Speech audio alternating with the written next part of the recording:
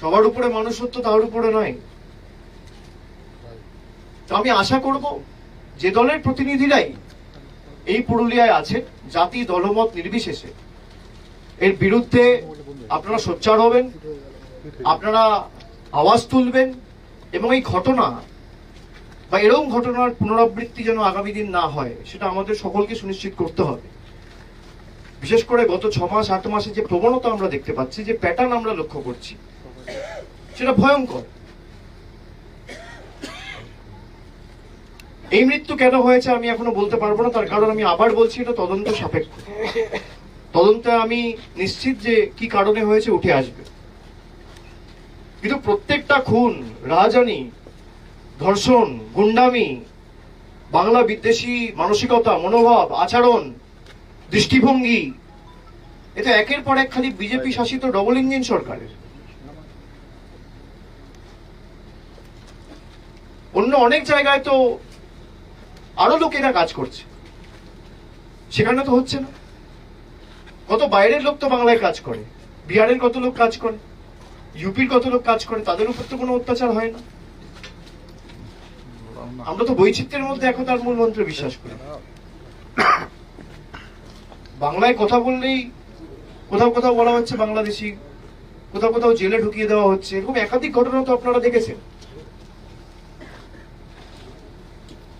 আমি আশা করব যারা মৃত্যু নিয়ে রাজনীতি করে তাদেরকে বলবো যে অ্যাটলিস্ট আপনারা এইটুকু করতে পারেন যে একটা ফোন তুলে মহারাষ্ট্রের যিনি মুখ্যমন্ত্রী দেবেন্দ্র ফডনবিসকে ফোন করে বলবেন যে আমার জেলার একজন তরতাজা যুবক কাজ করতে সেখানে গিয়ে একজন পরিযায়ী শ্রমিক, 31 বছর বয়স,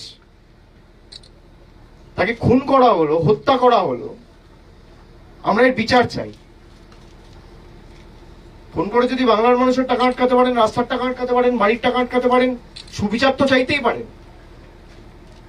এইটুকু তো আশা করা যায়। আর আমাদের রাজ্যের তরফ থেকে মুখ্যমন্ত্রী নির্দেশ দিয়েছেন, রাজ্য পুলিশ প্রশাসন ইতিমধ্যে টেক আপ করেছে, যারা যারা অভিযুক্ত কেউ ছাড় পাবে না, তার জন্য যত দূর যাওয়ার আমরা যাব।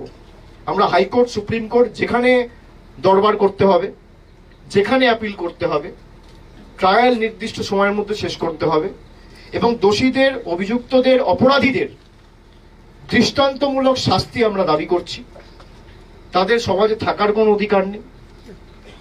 সে যেই যুক্ত হোক, যে জাতি হোক, যে ধর্ম হোক, যে দল হোক, যারা মানুষের প্রাণ কেড়ে নেয় তাদের